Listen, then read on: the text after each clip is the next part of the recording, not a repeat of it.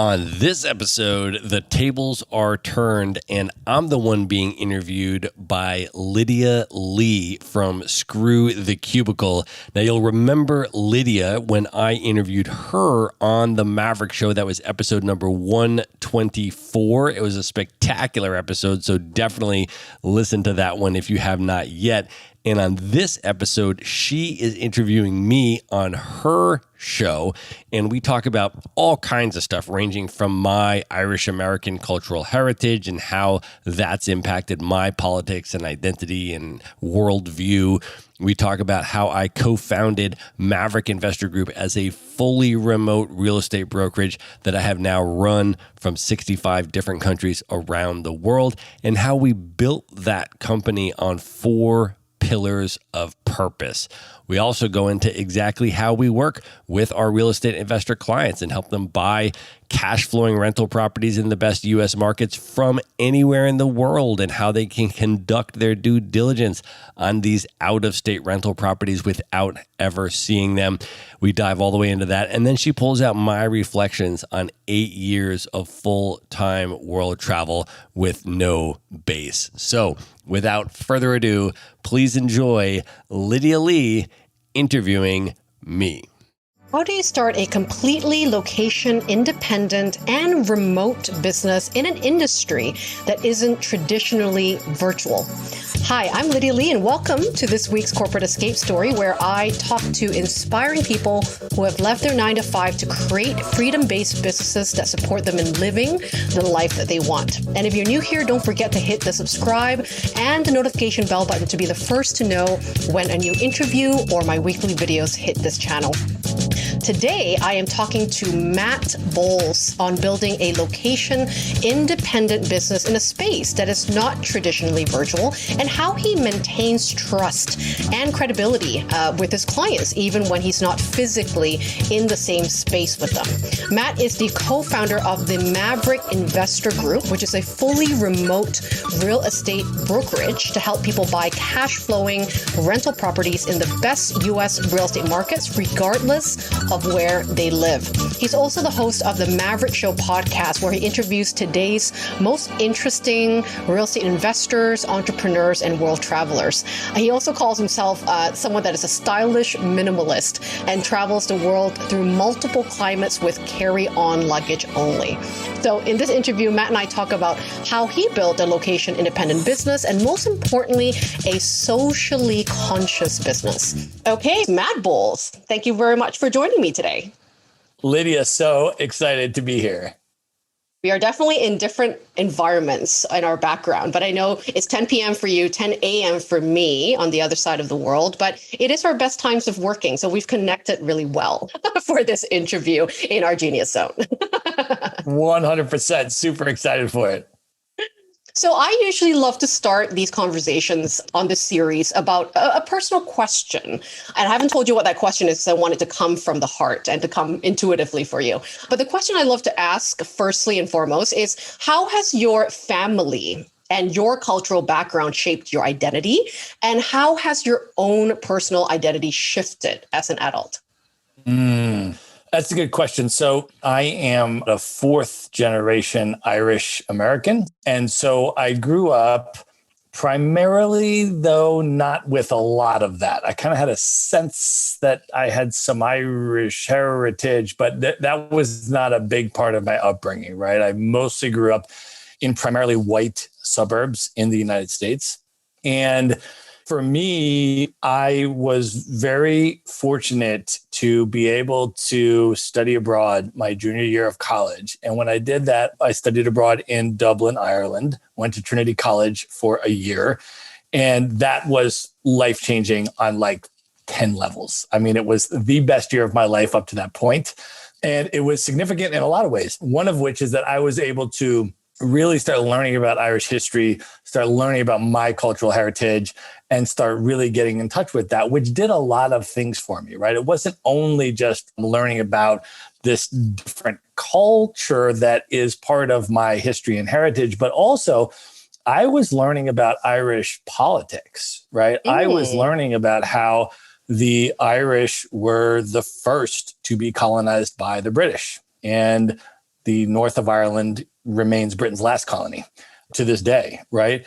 And so what's happened then is that the people in Ireland, right, and many of the people that are still living under occupation in the north of Ireland have historically had all of these solidarity alliances with other oppressed groups that are in struggle, other groups that were colonized by the British and others, and so forth. And so for me, that was also really quite an entree into understanding anti-colonial politics and broader sort of politics of resistance to oppression and power and how all of that stuff works. So for me, it was a totally game-changing experience. The other thing that year did for me is it gave me the opportunity on my winter break. I had a month off, Christmas, New Year's kind of winter break, because I was there for the full academic year. And my roommate and I were able to take a Eurorail trip through Europe. And we just got a hop on, hop off pass to go through 17 countries. And It was game changing. It was amazing. And I just had that passion for travel. So that just ignited a lot for me. And I was actually able, after studying the Irish stuff that deep, to actually bring that back to my family, right? And actually tell them what I learned, and then start taking my parents to political Irish pubs in New York City and hearing, Irish political music and like all this kind of stuff, right? And really starting to reintegrate a lot of that Irish cultural history and those Irish politics and everything else actually back into my family in many ways. So it was actually a really, really incredible experience. Thank you for giving us that history lesson, because that is doubtfully what we learned in school, or even in other parts of how we learn about, the histories of the places we come from. And so that was amazing to hear that. And also for me, it's great to learn that background of how that happened for you. And we'll talk about this more in the interview about how that might have perhaps, instigated you to do a little bit more of a socially conscious business. And we'll talk about what that looks like, what that experience has been for you. But I can see how there was an alignment there and that backstory there. So thank you for letting me know that. So right now you are the co-founder of a fully remote real estate brokerage, right? Where you help people buy property and rental properties in the best US real estate markets, regardless of where they live. But your leap from employee to entrepreneur was actually instigated by getting fired unexpectedly, right? I think you said you started to deep dive into kind of figuring out what your business should be and specifically wanting it to be location independent, right? But that's not a normal circumstance for real estate brokerages and businesses. And it wasn't a reality in a way when you started in 2013, or to be honest, even now, I don't see that many those people as real estate agents or brokers that are doing remote businesses. How did you build a location independent infrastructure for an industry that wasn't traditionally virtual? And also, how did you convince people to trust you, even if you're not physically there, to help them invest in their next property? Yeah, so we actually founded Maverick Investor Group back in 2007. So There was really, we were talking about way back in the day. Here's where I got lucky though, okay? So yes, as you said, I was working at an office job. I was actually working in the nonprofit advocacy space professionally for most of my career. And so I actually don't have a business background, right? And so I was investing in real estate on my own, learning about it and all that kind of stuff. And then my friends had come up to me and said, hey, can you help me to invest in real estate? I said, sure, So I started helping my friends invest in real estate, and I wasn't making any money off of it. I was just helping them. And I noticed, though, that the brokers that were helping us to buy the real estate, they were all getting, real estate brokerage commissions and stuff like that. But we weren't paying them, I wasn't paying them. My friends weren't paying them, because in the United States, the seller pays 100% of the brokerage commissions, right? So I was like, that's cool. We're not paying it and they're helping us. So that's fine if they get paid. Like it's not coming from me. So what I realized, though, is that, hey, if I could get on the brokerage side of this, it's like the greatest business model of all time, because I can just keep helping my friends buy real estate. I don't have to charge them anything, and yet I still get paid, right? So I'm like, you're telling me there's a business where I don't actually have to charge anybody any money, and I don't actually have to sell them anything. I can just help them, and yet I get paid. Like, sign me up for that. And I understood the product, and because I've been doing it and all that kind of stuff for so many years. So what happened was, one day, unexpectedly, as you said, got fired from my job. I walk into work. I'm like, oh my gosh, what do I do? I'm 30 years old, right? And then on that day, I can remember saying to myself, you know what? I'm not going to work for anybody else again. This is a sign that I should go and do my own thing, start my own business. Only problem was, didn't know how to start a business. So drove to the bookstore, started reading books on how to start a business. This was 2007, right? One day I walk into the bookstore, there's a book brand new on the table there, just came out. It's called The 4-Hour Workweek by Tim Ferriss. Picked it up, read it the day it came out. And that book is where the light bulb for me went off, which basically said that a business really should not only achieve financial income for you, it should also create location independence for you so that you can have the freedom of mobility, which is a currency at least as valuable as the money that your business is generating, that is going to allow you to design your lifestyle. If you only have money, but you're geographically restricted and you don't have control of your own time, you're going to be very limited in terms of your lifestyle design options. Whereas if you're generating money and you also have total freedom of mobility and you have control over your time and you can work from different time zones and all that, now all of a sudden the world is yours in terms of designing your lifestyle. And it just made sense. I said, that's what I'm going to do. And then what I did, I realized that I don't think I have all the skills myself to start this business. I'm going to reach out and recruit 2 business partners that have complementary skill sets to me that were also very, very good friends of mine, which I did. And then the 3 of us came together and we said, okay, this is what we want to do. We want to build a location independent business. We want to do it in the real estate investment space. How would we do that? Right. And what we did is we literally just reverse engineered it. We said, this is our vision. We want to be able to live where we want, travel when we want, have all this stuff, do this. And we want to run this particular business. What are the perceived obstacles or challenges that would be geographically restrictive or difficult? And let's write those down. And then let's just reverse engineer that business plan and accommodate for all of those perceived challenges, right? And how would we overcome those? And we had a brainstorm strategy session. We literally flew out, I remember this, we flew out to Las Vegas and we just got like a suite in the Venetian or something. And we just like posted up and just had this brainstorming session for like a week, right?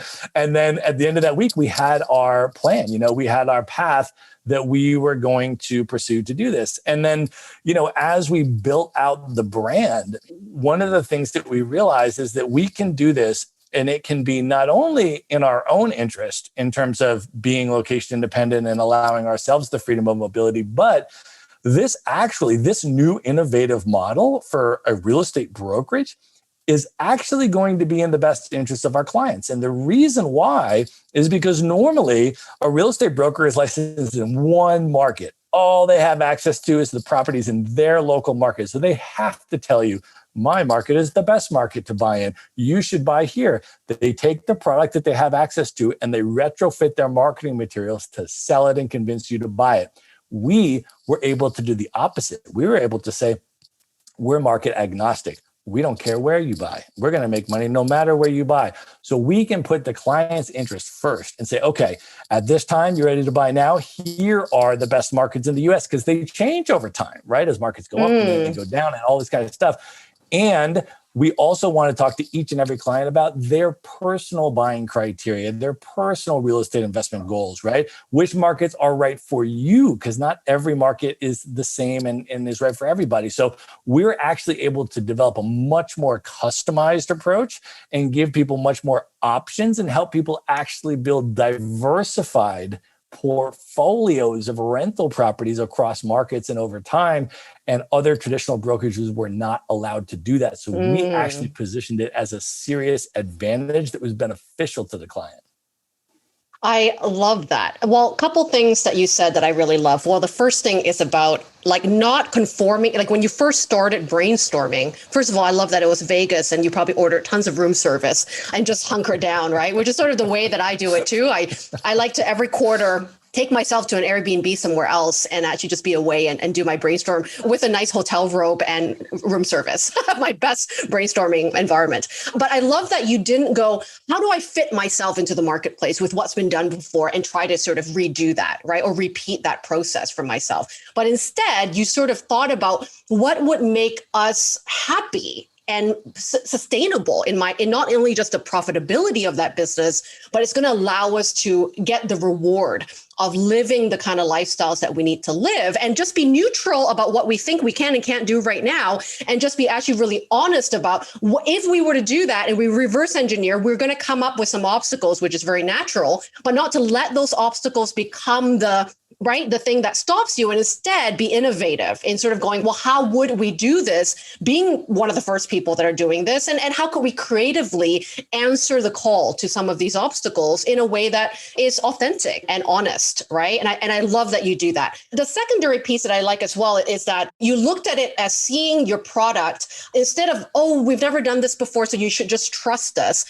There was sort of a moment of where you were able to explain actually how this can benefit all of us, right? Having sort of a win-win situation, which is sort of a nice feeling in business, especially in the real estate market, where sometimes, the win is just about the bottom line, and how many people can we get into real estate, even if they can't afford it, right? But I love that you take the time of assessing what kind of investor are you? What is the right ingredients for a property investment for you, so that we can put you in alignment with the right properties rather than shove a bunch of them down your throat and hope that you get the mortgage that you can be qualified for, right? Yeah. And the other thing is, because we're dealing exclusively with rental properties, we don't help anybody buy a house to live in, a primary home. We don't list primary homes to sell it on the multiple listing service like a traditional brokerage. We don't do any of that. We do one niche thing and one niche thing only, which is that we help our clients build their wealth over time through buying cash flowing rental properties, right? Residential investment properties. So single family homes or 2 to 4 unit properties. They come already either brand new properties or fully renovated properties with a long-term tenant on a lease in place, paying rent, and a local professional property management company that's managing that for you, that's collecting the rent and handling any maintenance. So you don't have to be the rehabber. You don't have to be the landlord. You're not the one directly dealing with the tenant. You're the owner, you're the real estate investor, which means that you are making decisions and you're cashing checks. And that is your role. You're not the day-to-day landlord property manager. You're hiring someone to do that. And you're factoring that into your operating expenses as part of your cash flow analysis. And so what we do is we work with our individual clients on a long-term relationship basis, where we are helping our clients build their wealth over time by continuing to buy and hold cash flowing rental properties. And each property that they buy, their cash flow increases. And each property that they have, when appreciation occurs, they've got multiple properties that are appreciating in value. Each property that they have, their tenant's rent is paying down their mortgage principal, so they're building equity like that. Each property they have, those have tax benefits. You can depreciate them and all of these things. So we help them to build that over time. So every client that comes in the door for us, very different from a traditional real estate brokerage, which is very transactional, right? People go to a traditional brokerage. I want to buy a house to live in. They buy the house to live in, and then that's it. They're not going to move again anytime soon, usually, right? So that's it. It's a one transaction thing. For us, no, it's a relationship thing. And every client that comes in our door, we want to be working with them 20 years from now. I love that. Now, I'm going to read the minds of people who are watching this. That's like, okay, if I was the customer, I'm going on your website, I see a bunch of listings. Now, I kind of want to know, because traditionally I would walk into an open house, right? I would walk into a physical place that allows me to make sure that the plumbing's doing well, that there's no problems with the foundation and, all the things, right? And then they're also probably thinking, well, if you're not physically there, does this mean that you have partners? Do you have agents? Do you have property managers? Do you have other people in your team that allows you to ensure that the properties that you are promoting are verified, and it's trustworthy, right, of an assessment? How do you maintain that part of the questions? Yeah, super important question. And the answer is that we don't ask anyone to trust us. What we do is we educate and empower each client to conduct a completely independent third-party due diligence regimen on every single property that they buy. Okay, so therefore they don't have to trust Maverick. They don't have to trust the seller. What they're going to do, and we're going to teach them how to do this and give them resources to do this, is that for every property they buy, they're going to hire an independent home inspector to professionally go in and inspect their property. That inspector is hired by the buyer and works for the buyer, not for the seller, not for Maverick. Same thing with the appraiser. Okay. If you're getting a mortgage, the bank is going to require an appraisal because the bank is not going to lend you money on a property if you're paying more than it's worth, right? They're going to protect their own investment of their mortgage, right? So you're going to have an appraiser go in, you're going to have an inspector go in, you're going to have all these independent parties, and they're going to give you that information, right? So you're going to have that independently. And the reality is that even if you live near a property, you're not going to, unless you're a professional home inspector, you walking into the property is not going to tell you very much about the plumbing and the foundation and all this other kind of stuff. You need to hire that professional inspector to go in and do that for you. So whether you live near the property or whether it's on the other side of the country or whether you live on the other side of the world and you're buying it in the United States, through us, you're going to do the exact same due diligence. The same exact thing. You're going to hire the same people. You're going to verify the same stuff. And you're just going to have the third-party professionals verify each and every piece of that for you.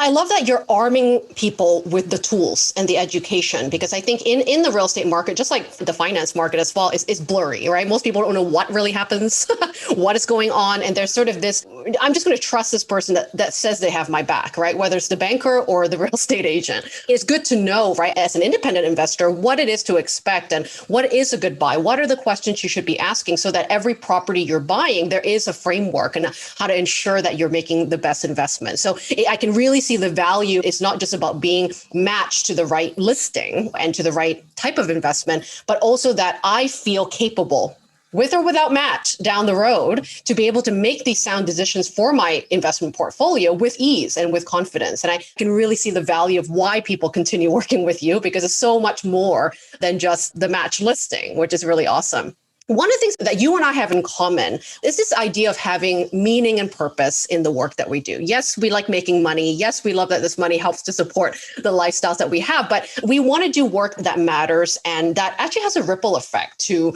the people that we're truly hoping to help, right? I don't know if you know this, Matt, but I came from the real estate industry as well. I used to work for real estate developers and sort of pre-sold homes that I did very well in during the heydays of Vancouver real estate. I also know that, at times, the main priority has been to sell, and get as many people into homes or into investments that sometimes they can't afford, but we rejig that with the mortgage broker and make sure they get it. And I've never really sat well with that for myself. I felt in crisis about my values, if you will, when I did that. Even though I was successful, I didn't feel right doing it that way. Now, you've been really mindful about building a socially conscious business with something that you call the 4 pillars of purpose. Can you talk us through what this looks like for your business? Yes. So first of all, as I mentioned, I came out of the nonprofit advocacy space, right? So an important background to understand is that I have my bachelor's degree in sociology. I have my master's degree in international peace and conflict resolution. Wow. And I worked my entire professional career in the nonprofit advocacy space, all the way up until the age of 30, right? Now, my best friend, Valerie, also did her master's degree with me, also did activism with me around all sorts of international human rights issues in Palestine and the north of Ireland and other places like this, right? So she was my best friend. I trusted her with my life. And we were also just perfectly complementary in terms of our skill sets. Like, she's amazing at everything I'm horrible at. And vice versa, right? So we complement each other very well. We work together so much. So when I was starting this business, I was like, okay, if there's one person that I know has complementary skills to me that I can trust 1,000,000% that also would be the perfect business partner, it would be Valerie. So she would be up for an adventure, I think. So I was like, Valerie, what would you think about quitting your job and coming to start a business with me, real estate? Because she was investing in real estate also, right? So we agreed to do it. And then as we did it, we said, okay, let's think about this now, right? Because we had both worked our entire career. Like, this was our whole passion, right? Was progressive nonprofit advocacy, right? Around civil liberties and human rights and all this kind of stuff. And so we said, if we're going to go in the business direction, the entrepreneurial direction, how do we retain our values? How do we make sure that we're able to continue to contribute to the things that are important to us and that we keep our core values and worldview and everything like that aligned and congruent as we go in an entrepreneurial direction? So we had that discussion, and we had that a number of times. And again, it was the same thing. We're like, let's brainstorm through this. So what I tell entrepreneurs, and this isn't only, to be honest with you, this isn't only related to I wanted to remain true to my values and my politics. That was part of it. The other part of it is, if you're going to build a business, it is really, really, really hard, any kind of business. And so you need to have motivations in place that are beyond the money you're going to make. Because if you don't, it's just too hard. Like I'm just very real and honest with people about it is. And so the way that I think about the 4 pillars of purpose in a business and how I encourage entrepreneurs to think about it is, with our company, for example, first of all, the number one thing that we already talked about is that you are going to do this to achieve your dream lifestyle. Okay. Whatever that is. So that's your vision board. I want to travel to these places and live here for this long and do this epic stuff. And like, this is my ideal lifestyle. And that is a legitimate pillar of purpose to create your own dream lifestyle. So that's number one. Number 2 is that with the success of your business, you are then able to hire other staff. And if you are running a fully remote company with a fully distributed team, you are giving your staff the same lifestyle benefits that you have created for yourself. They can work from anywhere. They can travel the world. They can make money and support themselves or their family or whatever it is and living their dream lifestyle, whatever that may be. Okay. So the more successful your business is, the more staff you can hire and the more you're contributing to giving that to other people as well. The third one is your customers and the product or service that you offer. Okay. You need to believe that your product or service is really, really, really adding value and dramatically improving the lives of your customers that are paying for it, right? So for us, we're helping people build their wealth through real estate. The more properties they buy from us, the more passive income they generate, the more wealth they build. And that passive income is able to then take the place of their active income and their need to work for their job. And it gives them more lifestyle freedoms for their families and their lifestyle design and everything else, right? So again, now the more successful our company is, the better our staff are, the better our customers are, and all of that. And then the 4th pillar is that we contribute upfront. And this is where that conversation with Valerie and I ended up. We said, okay, we are going to donate 10% of our net revenue before the managers take any and the owners take anything out of the company at all. We're donating 10% off the top to causes that we really care about that are important to us. Because the reality is that as nonprofit employees in that space, you are able to work all day, every day, and put your time into these causes that are really important. And it was very meaningful to me, right? And all of that, but you're not making money. You're not making much money, right? So I was never able to donate money or contribute financially. I was able to contribute my time. And so what we said is, okay, in the business context, number one, we are going to tie a specific percentage donation to our financial success. So the better the company does financially, the more money gets donated to these causes that we care about, and we can make a real financial impact. Plus, we have more control over our time, so we can do volunteer activist work or advocacy stuff on our own terms. So that's really the 4 pillars of purpose. You say, okay, I am motivated now to make my company succeed and do well because there are all of these beneficiaries that are tied to our company's success. And that is what's going to allow you to get through the ups and downs of the entrepreneurial roller coaster and all of the difficult stuff that's involved in building any business. Wow. There's so much goody value there of what you just said and just so well articulated. Thank you so much for breaking that down. You're so right. Like, I think, this is when we see the statistics of people either checking out of their business before they should be checking out or not being able to feel motivated for their business. A lot of the times of the stories I hear as well is that they're focused on one metric of success, which is that, am I making the money I can make for myself? And I'm glad you said that is one part of the purpose, because there can also be the other thought process where people feel it's too selfish if I think about myself. It should be all about people and it should be all about giving, especially when I've worked with clients that have come from nonprofits and they're kind of self-professed do-gooders, right? That the thought of expressing that I actually need to get something out of it, that I need to live a better life because of it, kind of can sometimes feel selfish because it should be all about, somebody else. But I'm glad that you say that is one of the purpose pillars, because that you should have that. And I think the more that you're lit up by your life, the more energized you are, the more time you get to spend spend with the people you love and have your hobbies, then you're going to show up for your business in a much more meaningful way. And everyone gets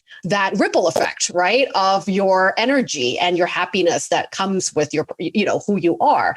But I also love that you talk about things beyond yourself. Because a lot of us in the Western world, we're always about me, right? It's me, my trauma, my this and my that, right? And it's sometimes a lot harder to navigate all that for yourself, but it's the easiest to help other people, right? The easiest to think about other people. And all of a sudden, your problems aren't as jarring, if you will, right? But I love that, what gets you up in the morning is also about the impact that you're making and how proud you are of the work that you're doing. Kind of similar to my own experience in real estate when I was selling homes without a good intention, without a purpose behind every dollar I was making, that eventually burnt me out. It wasn't the work. It was actually the reason behind why I should be existing in this particular industry at the moment. And that is actually what keeps people in bed, is when they don't feel like they want to sell their thing, or that they don't even have the words to want to, they're just like, oh, I don't want to sell today because I have to find another hook, to sell this product. When actually, if it's authentic and purposeful, you can talk about these other benefits that are so much more human focused. And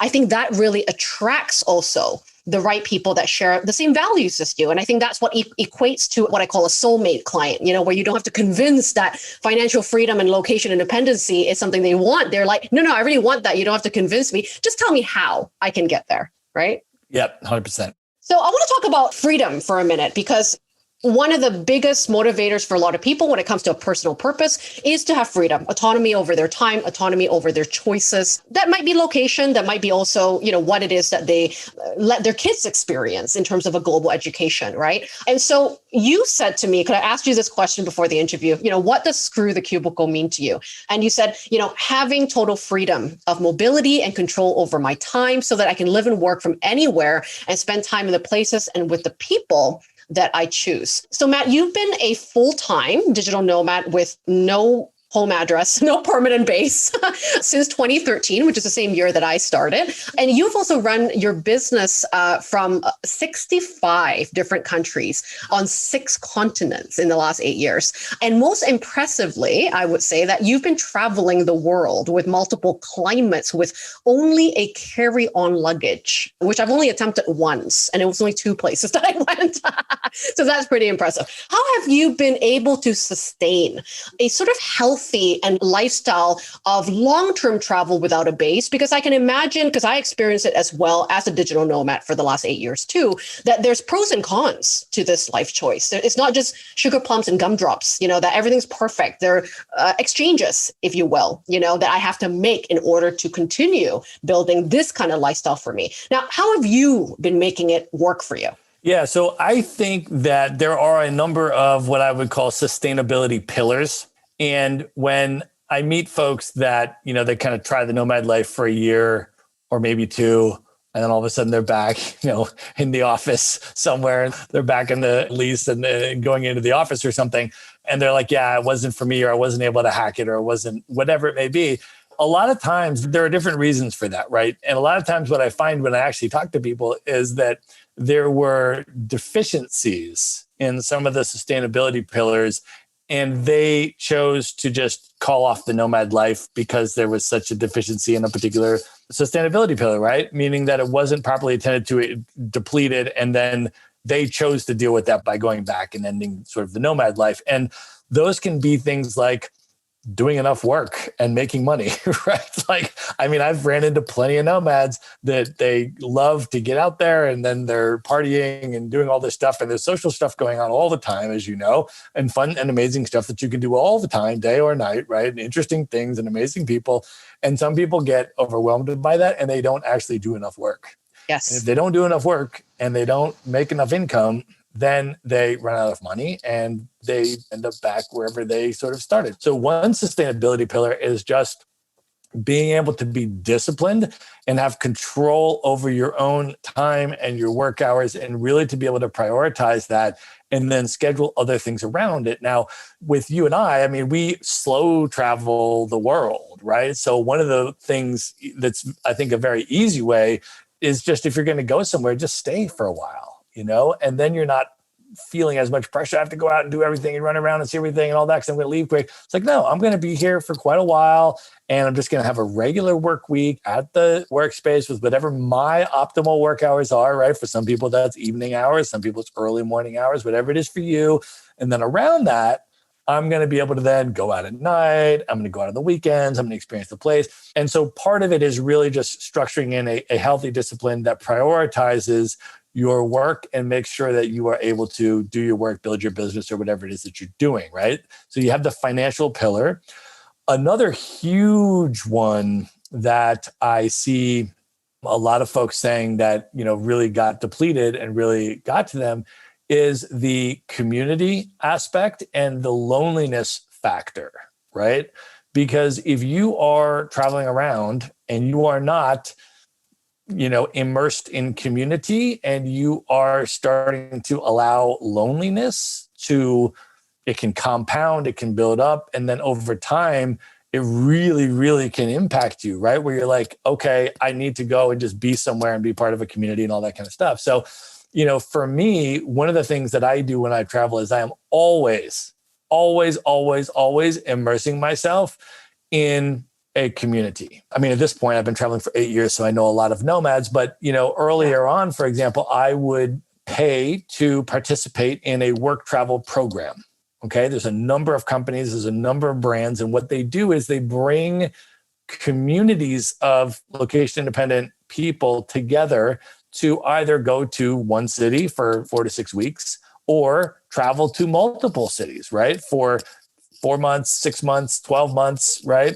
So I've gone around the world on the remote year program for 12 months. I've plugged into shorter term programs like Hacker Paradise. So I'll go to a city for a month. But when I do that, I know that there is going to be a community there. So I'm paying money, my accommodations and co-working space are taken care of. So I have the logistics set, and I know that there's 20 to 30 people that want to get to know me. They want to hang out with me. They're there to give me hugs. They're there to explore the city with me. They're there to support me if I have a bad day. Like my people are there, right? And now, I know so many nomads that I am very intentional about, traveling with small groups of very good friends and seeing people that I care about multiple times a year in different places around the world. So the way that I structure my travel is very community centric. Even if it's itinerant, I am constantly immersed and surrounded by people that are interesting and rather new people that I want to meet and get to know, or friends of mine that know me already and I want to catch up with or whatever. But that's a crucially important, sustainability pillar as well. So I would say those are two tippy top ones. And then, of course, you have other ones, like health and, nutrition and fitness and all that kind of stuff, which is the same in any part of your life, right? I mean, if you're in one place, that's important as well. But when you travel, sometimes people will tend to neglect that, or I don't have a gym that I go, whatever it may be. So you just need to build in all of those things that you need to have a healthy life and just be intentional about planning for them, right? I'm not going to think about community and this and that, and maybe it'll just happen or maybe it won't or whatever. No, plan in advance. Every time I go somewhere, I know exactly who those people are that are going to be there that I'm going to be able to have in my community in that city. I love that you say the planning part, because that is the one thing that I think I've seen so many migrations of different nomads, that have come into Bali, for example, in the last 8 years. And there is this sort of misconception that it's like, no, now that I'm free, I don't want to have a schedule. I want to work when I feel like working. I want to just go and travel when I feel like traveling. And you know what? If you're on sabbatical, good on you. I was on sabbatical for 2 months when I arrived, and that was exactly right for that experience, because that was intended for that experience. But you're so right that when you're building a wealth, you're building an income, you're building your learning curve, that it takes to start a business, which is going to be a lot of learning, a lot of failures as well. And you need to have spaciousness and time to figure all that out. And it's really hard to do that if you don't have a routine, if you don't have a schedule, because it's really hard to show up when you feel like it, because you're never going to feel like it when you're learning something new, And it's so tempting and shiny and romantic to be like, I just want to be on a fishing boat somewhere or suntan at the beach today, but you're not going to work, and that is, you got to be very, very structured in sort of what is playtime, when is meeting people time, and when is it that I'm going to actually do some deep work, because the reward is to that you can be a nomad, but it's not something that you can just be. That's why whenever people sell courses like how to be a digital nomad, I'm like, it's not a job title that you just learn how to be. You got to learn how to make income. You got to learn how to give value, and then you get the reward of digital nomadism. It's not the thing you strive for, it's doing good work that really matters. And I love that you did do things like remote year. I've never done that, but I knew that it was important for me. And I too strategically travel slow because it is such a difference when you go into somewhere for 2 to 3 weeks versus 2 to 3 months. You really don't know the community, and you're kind of a tourist versus an actual expat, or someone that's really immersed in the day-to-day. And it's really hard to even know what is a good home base for you if you don't give it that time to know that if your lifestyle does significantly improve from being at a certain place. And I too sort of look for places that I have friendships, I have co-working communities that I can sort of plug and play and know that I don't have to do this alone, because loneliness is, I think, one of the things that does make people go home. We need others, we need humans. I think in the time of COVID, we've learned a lot about that, about how much being alone is great, but also we need a balance of having a sounding board, therapies, right? And friendships that can help us to keep going, when the going gets tough. Thank you so much for sharing your location independent story. Now, you have given us so much to think about when it comes to starting a location independent business, especially in an industry that may not be traditionally virtual, and also some of the really important, meaningful choices that you make in your business to make it sustainable and purposeful for you. Now, for people who want to learn more about what you do, maybe get a bit of help, maybe they've started to actually think about, I would love to have my own or obtain financial freedom by having, real estate investments as part of my portfolio, including my business and all the things. How can people get the tools or your insight? Where's the best place for people to find out information about how to buy and own cash flowing rental properties in the US real estate market, and also not have to be there physically to be a landlord? Where are the resources that they would get your best information? Yeah. So our website is maverickinvestorgroup.com. And I want to offer people, there's a couple ways you can do it, right? If you want a really cool piece of content, I actually created one just specifically for digital nomads. It's called Real Estate Investing for Digital Nomads. And so that's actually a really cool, totally free white paper that you can grab. If you go to themaverickshow.com/nomad, that'll be a free report on that. Or if you want to get a free consult with us directly, like a video consultation where we can get to know you and learn about your investing goals and your buying criteria and help you get, pre-qualified for financing if you qualify for that, or whatever it may be, kind of develop your plan for real estate investing. And you want to jump right into a video consult before you check out that report, you can do that as well. And you can go to themaverickshow.com/consult. The Maverick Show, of course, is the podcast that I host where I interview location independent entrepreneurs and world travelers and all of that. So, that's another place I would say where some of them are traveling based on real estate income and all of that. I have interviewed people that are traveling the world on passive rental income, but a lot of the folks are also folks that have built location independent businesses in spaces that are not traditionally virtual and kind of tell their stories and break down their tactics and kind of share some epic travel experiences as well.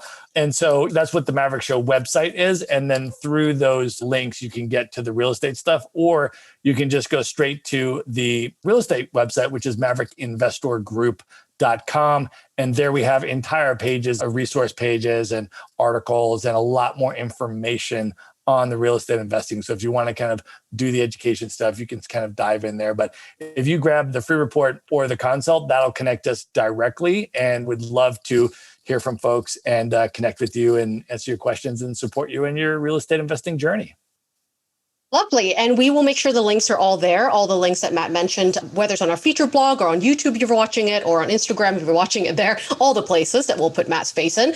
But I've been on Matt's show as well, the Maverick Show, and I loved the questions he asked. And it's all very, very honest. When I've listened to other episodes as well, it's not just like, here's how I made an awesome business and just follow me. It's a very transparent journey, of what people have done, what worked, what didn't work. And I think you have curated really really, really good stories of people willing to talk out what's happened and not only just talk about the success stories, but also, right, all the different decisions that actually help them to make the right decisions for their business, which may not be the first time round. So I really love the conversations you're having. And then lastly, you know that I'm always trying to pull you into this side of the world again, because I've found out that you lived in Kuala Lumpur and never went to my birthplace of Penang, which is a mistake. Just gonna say 100%. It out loud. You have made it the biggest mistake of your life, Matt. But that should be our treat when we finally meet in person. Is we meet in Penang. I'm gonna take you to the hawker stands. We're gonna eat the crap out of everything, and you're gonna love it. You don't have to ask me twice. I am 100% in. You have my commitment publicly on this show. This will happen. Good. All right. Thank you so much for taking the time to join me. And yeah, love the conversation we have. I love that we get to have this conversation together from different parts of the world. Thanks so much for having me, Lydia. This was great. Be sure to visit the show notes page at themaverickshow.com for direct links to all the books, people, and resources mentioned in this episode. You'll find all that and much more at themaverickshow.com. Learn how Maverick Investor Group can help you buy cash flowing rental properties in the best U.S. real estate markets, regardless of where you live. Schedule a free phone consult today at themaverickshow.com/consult. Now you can buy rental properties with tenants and local property management in place, so you don't have to be a landlord or a rehabber. To get your questions answered and discuss how Maverick Investor Group can help you meet your real estate investing goals, schedule your free phone consult today at themaverickshow.com/consult. If you like podcasts, you will love audiobooks, and you can get your first one for free at themaverickshow.com/audiobook.